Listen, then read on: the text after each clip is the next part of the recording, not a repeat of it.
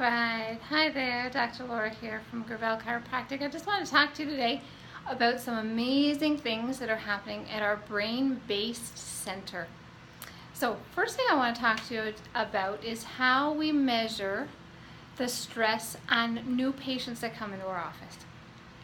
One thing that's very important is to understand the head-heart physiology connection. That means how much stress does the nervous system on a day-to-day basis think or perceive that it's under. And we do something very neat called heart rate variability. Heart rate variability is the time between the heartbeats. It does something different when you're in stress mode, when you're in rest and digest. So there's two parts of the nervous system, more than two parts, but the two parts that we're looking at is the sympathetic. It has nothing to do with feeling sorry for yourself. It's the fight or the flight. The body perceives that you are in danger and it's going to do everything it can do to save your life. The parasympathetic is the healing, the growth, the repair, the rest and digest. If you are being chased by a bear, the sympathetic nervous system is fight or flight. It is doing its thing, and what it does is it turns the gas on. We have to be able to get out of that situation as fast as we can. Cortisol is produced in the body, sends blood to the appropriate areas to get you out of danger. So it sends blood to your heart and your lungs, but turns off your immune, digestion, reproductive, adrenal, thyroid, pancreas, just to name a few.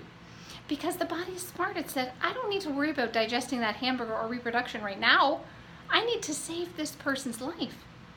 So that is the gas pedal. Then we have the brake pedal, which is applied. Think about if you are watching a beach in Mexico. You're at the beach, there is no stress, there shouldn't be a stress response. Okay? Cortisol is not produced. The life-giving and thriving parts of the body are turned on again. The immune, digestion, reproduction, pancreatic function, metabolism, thyroid, all of that is brought to life again because the body said, I'm resting and I'm digesting now. I'm not in survival mode. So think, survival is pedal to the metal, and thrival is parasympathetic. So just think gas and brake, like on your car, you have to have the two parts working together. Well, you're not going to go very far. Or else if your pedal is to the metal in this treadmill of life that we live on, your car is going to break down really fast if you have that pedal to the metal all the time, yes or yes? Just like in the same instance, you can't have the brake going on all the time, you wouldn't go anywhere. So in our office, we measure how much the pedal is to the metal. Pretty neat, eh? It's called heart rate variability. So what we do is we have a very neat machine right behind me here. We have patients, I'm not sure if you can see that sign, it's just going to be backwards, but it tells patients to think about breathe in and out through the heart. It's on your left side. Thinking about regenerative words called care, compassion, appreciation. This computer is not a mind reader, but it will change. It's registering when you think of maybe fear, finances, frustration, and things you have to do for the rest of the day. A negative thought comes in. The computer's not reading your mind. It's reading the reaction to your physiology. So what is changing? Well, your heart is quickening, your heartbeat is quickening, your breathing is quickening. The algorithm, that the mathematical equation that the computer is taking by summing those together tells us how much the pedal is to the metal. You get red on my scan, or you get green if we're working together. Gas and brake working together, and that's exactly what you need to live. Just like driving a car, the gas and the brake have to work together. Else the car's going to break down. So we measure how well you can get to a stress and get out.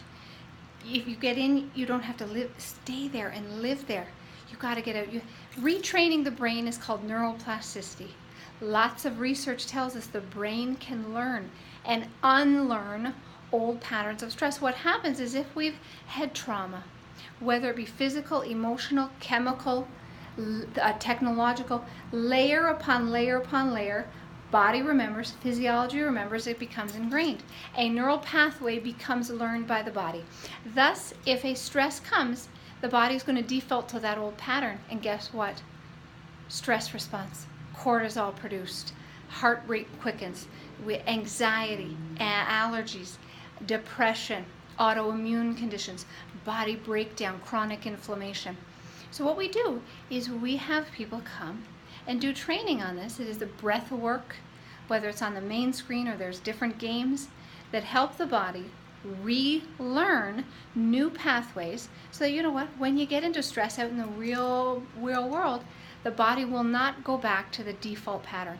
We just had somebody today do a baseline test, but 60% red.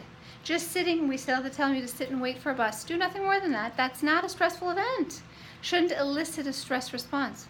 Guess what? Then we turn the person to the computer, actually told them how to do the game, to do some training, and we reduce that red literally by thinking about care, compassion, appreciation, breathing through the heart, and a timed breath in and out. So, some very neat things happening in our office in terms of measuring stress of vital signs and how connected that brain, heart, mind, body is. So, if you'd like to come and investigate our heart rate variability, I tell you, we're changing that conversation around chiropractic from back pain to stress response, to bringing the brain back online and bringing the brain back to being vital to control the physiology of the body. So, we'll see you later. Have a wonderful day.